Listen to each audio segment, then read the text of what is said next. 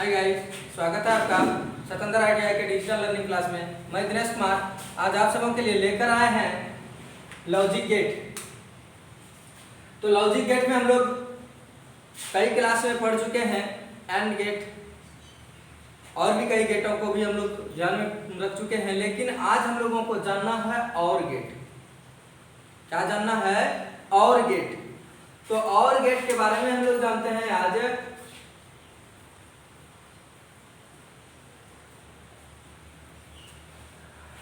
ये जो और गेट होता है ना, इसमें भी बाकी गेटों के तरह ही दो या दो से अधिक इनपुट सिग्नल होते हैं।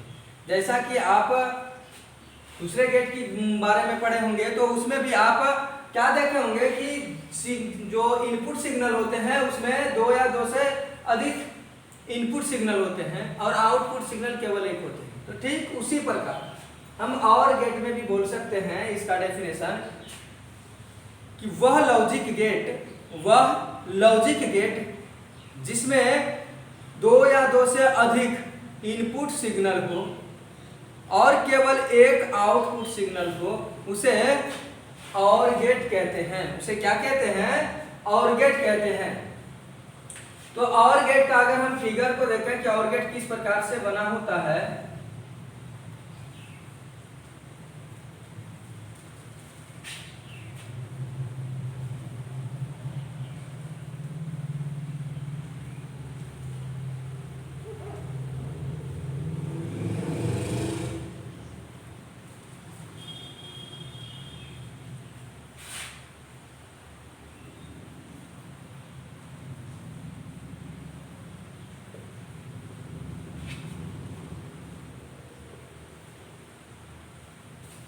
अगर दो सिग्नल इसमें इनपुट हो रहा है, यह और गेट का सिंबल है। इस प्रकार से हम लोगों को कहीं कहीं क्या होता है, ये गेट का पिक्चर बना हुआ रहता है और क्वेश्चन पूछा जाता है ये कौन सा गेट है।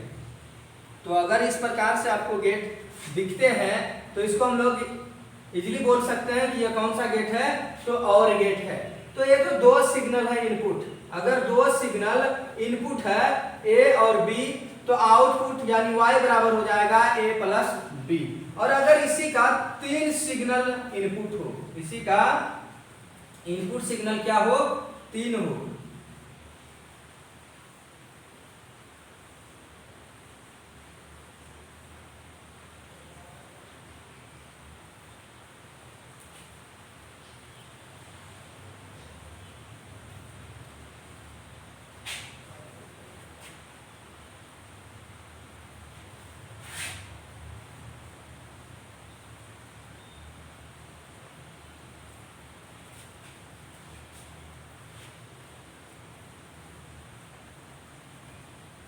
अब इसमें क्या दिख रहा है? वही और गेट ही है, लेकिन इसमें क्या है? इनपुट सिग्नल दो से अधिक है। तो अभी हमने डेफिनेशन में भी पढ़ा कि यदि दो या दो से अधिक इनपुट और आउटपुट सिग्नल केवल एक हो तो ऐसे गेट को हम लोग और गेट कहते हैं। तो यहाँ पहला हम देखें कि इसमें दो इनपुट सिग्नल है और आउटपुट सिग्नल केवल एक है। इसमें भी तीन इनपुट सिग्नल है और आउटपुट सिग्नल मात्र एक है। तो इसका आउटपुट सिग्नल फिर क्या हो जाएगा? y बराबर हम लिख सकते हैं a प्लस बी और n तक। मतलब इस प्रकार से जितने भी सिग्नल हम बढ़ाते चले जाएंगे उतना ही हमारा क्या होगा? इनपुट सिग्नल केवल एक ही होगा। मतलब इनपुट सिग्नल हम जितना भी बढ़ाते चले जाएं, लेकिन आउटपुट सिग्नल कितना होगा? केवल एक ही होगा। और अगर हम इनपुट सिग्नल को दो या दो से अधिक, तीन, चार भी बढ़ाएंगे तो इस प्रकार से हम इस प्रकार से इसको जोड़ सकते हैं। तो इस चीज को समझने के लिए हम लोगों को एक चार्ट को भी ध्यान में रखना होगा कि इसका क्या होता है।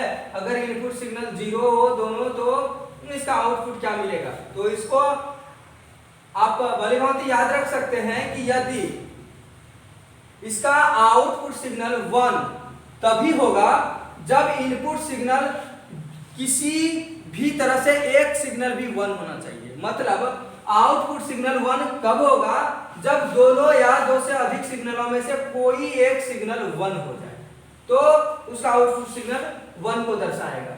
तो देखते हैं हम एक चार्ट को।